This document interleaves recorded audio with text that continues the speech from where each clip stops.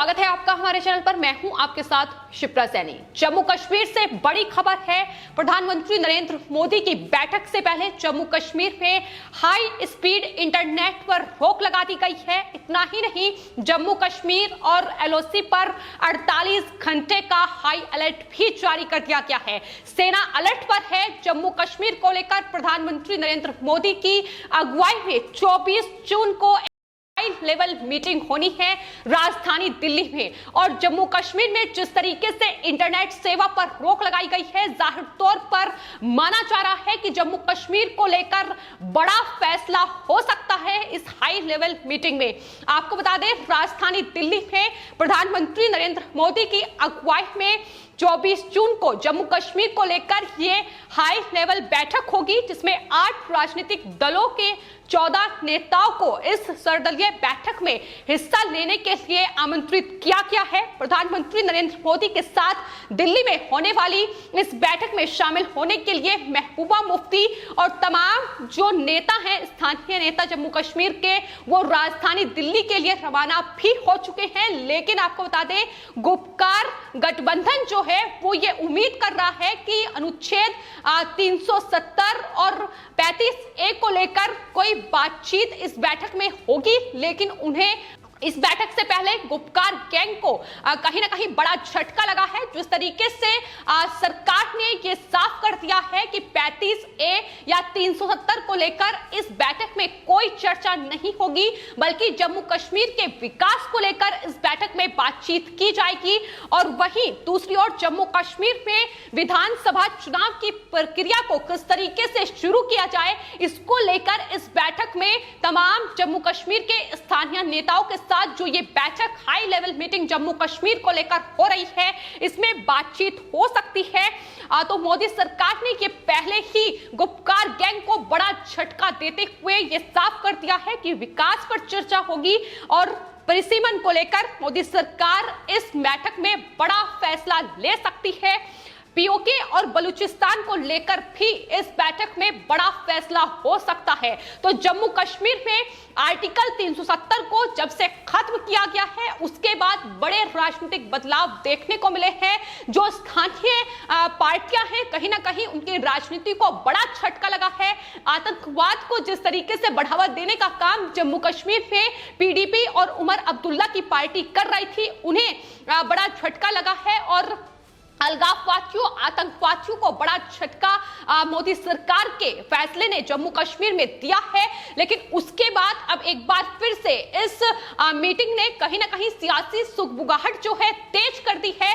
High level meeting होनी है, ये लगातार इससे विपक्षी बौखलाए हुए हैं। लेकिन जिस तरीके से इंटरनेट सेवा को बंद किया गया है, इसके अलावा एलओसी पर हाई अलर्ट जारी किया गया है, ये साफ तौर पर संकेत देता है कि कोई बड़ा एक और फैसला जम्मू कश्मीर को लेकर अब मोदी सरकार कर सकती है। क्योंकि इस तरीके की स्थिति ही 5 अगस्त 2019 में देखने को मिली थी, जब जम्मू कश्मीर से आर्टिकल 370 को खत्म किया गया था। लेकिन गुपकार गठबंधन, जो कि आर्टिकल 370 को खत्म करने के बाद ही इस गठबंधन को बनाया गया था जम्मू कश्मीर में कि 370 को बहाल किया जाए। लेकिन एक बार फिर से ये उम्मीद उन्होंने लगाई थी कि इस बैठक में वो हिस्सा लेंगे और 35A और आर्टिकल 370 को लेकर चर्चा करेंगे। लेकिन उन्हें बड़ा झटका लगा है।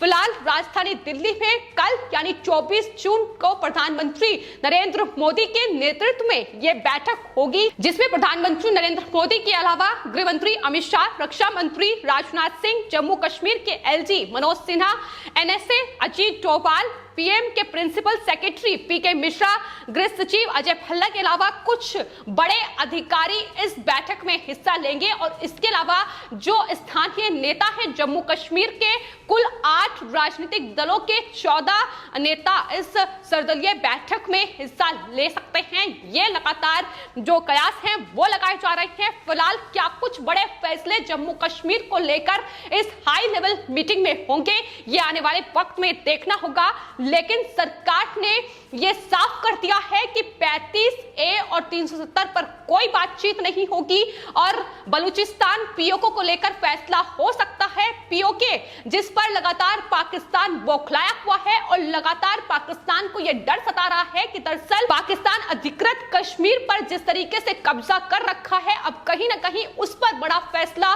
मोदी सरकार ले सकती है और यही वजह है कि पाकिस्तान की बौखलाहट बढ़ रही है। हाल ही में पाकिस्तान के विदेश मंत्री शाह महमूद कुरैशी का बयान भी सामने आया था, जिन्होंने एक बार फिर से कश्मीर का राग अलापा था और उनकी तरफ से कहा गया था कि अगर कश्मीर को लेकर अब कोई भी फैसला मोदी सरकार लेती है तो उसे वो समर्थन नहीं करेंगे, उसे एक्सेप्ट नहीं करेंगे।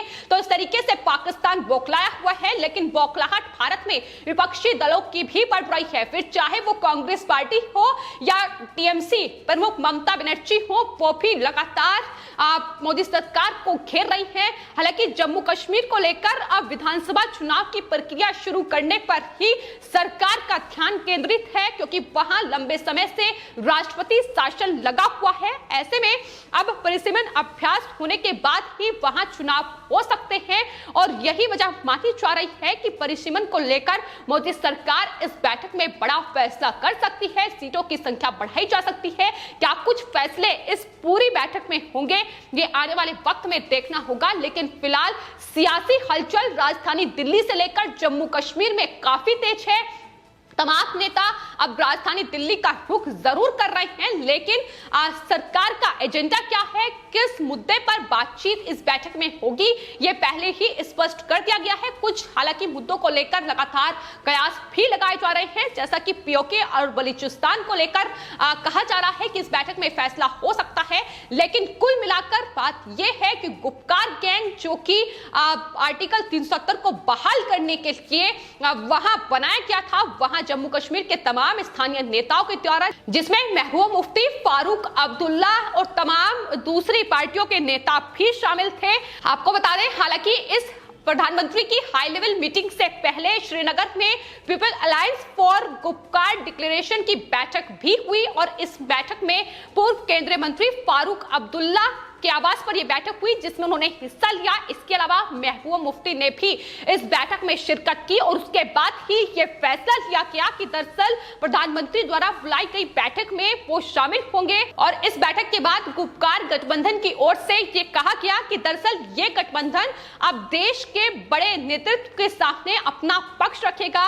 और नेशनल कॉन्फ्रेंस के अध्यक्ष फारूक अब्दुल्ला ने मीडिया से बातचीत करते हुए यह कहा कि हम प्रधानमंत्री और गृहमंत्री के साथ ने अपना पक्ष रखने के लिए इस बैठक में हिस्सा ले रहे हैं। जिन्हें निमंत्रण मिला है वो जाएंगे, कोई निश्चित एजेंडा नहीं है, लेकिन इस बात का जिक्र उन्होंने किया कि दरअसल उनका एजेंडा एक ही है, यानी 370 पर बात करना, जिसे मोदी सरकार साफ तौर पर इनकार कर चुकी है कि इस बैठक में इस पर कोई बातचीत नहीं होगी।